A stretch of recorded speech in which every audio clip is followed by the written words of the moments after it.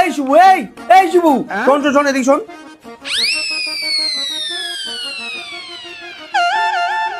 হ্যাঁ মেসোমশাই বলেন। কি দিচ্ছিস বলো? তোর বৌদি মুখে নিতে চাইছে না, নয় ফেলে দিচ্ছে, নয় ওকে দিয়ে দিচ্ছে। কিন্তু মেসোমশাই আমি তো এই মাত্র বৌদিকে নিজে হাতে মুখে দিয়ে আসলাম। বৌদি দিব্যি আনন্দ করে খেলো, আবার একটু রেখেও দিল, বললো পরে খাবে। তোর সবসময় একই কথা, তুই দিলেই খায় আর আমি দিলেই খেতে চায় না। আমি তাতে কি করব? তুই একটা কাজ কর, আজকের পর থেকে তুই আমাদের বাড়িতে আর দুধ দিস না, আমি অন্য কাউকে দেখে নেবো। না মেসোমশাই, না এরকম করবেন না, আমার তো একটাই দুধের জায়গা, বলুন। মানে আমি তো এখন অন্য কোনো বাড়িতে দুধ দিই না, খালি আপনাদের বাড়িতে দুধ দিই। দরকার পড়লে আমি কাল থেকে গরু পাল্টে দেবো, কিন্তু দয়া করে আমাকে পাল্টে দেবেন না। ঠিক আছে ঠিক আছে, মনে থাকে জানো, কালই তো শেষ সুযোগ। যা।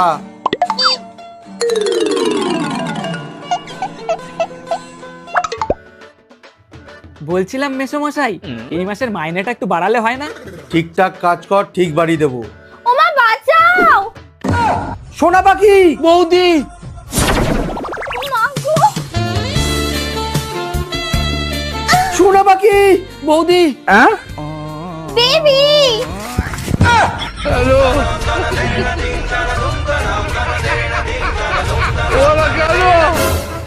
কি হয়েছে বৌদি, তুমি এত চিৎকার করছো কেন? জানো তো শক্তি, ওখানে একটা বড় আরশোলা আমার দিকে আস্তে আস্তে এগিয়ে আসছিল। মনে হচ্ছিল যেন আমাকে এক্ষুনি গিলে খেয়ে ফেলবে। না বৌদি, তুমি ভয় পেও না, আমি থাকতে তোমাকে আরশোলা কেন, কাউকে আমি খেতে দেবো না, তোমাকে তো শুধু আমিই খাবো। মানে আরশোলাটাকে এক্ষুনি কি মারবো? মেসোমশাই, আপনি এখানে দাঁড়িয়ে দাঁড়িয়ে কি করছেন? আমি বৌদিকে ধরে আছি, আপনি যান গিয়ে আরশোলাটাকে ধরুন। হারামজাদা, আমি আশ্রয় ধরবো? মানে আপনি বৌদিকে ধরুন, আমি গিয়ে আরশোলাটাকে ধরি। বেবি!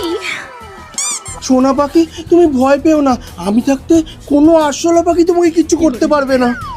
কিন্তু আমার খুব ভয় করছে বেবি। আরে ভয় করছো কেন? আমি আছি তো। হ্যাঁ, ভয় পাওয়ার কিছু নেই বৌদি, যতক্ষণ এই শক্তিমান আছে তোমার ক্ষতি আমি হতে দেব না। এই দেখো আরশোলা। ও মা গো!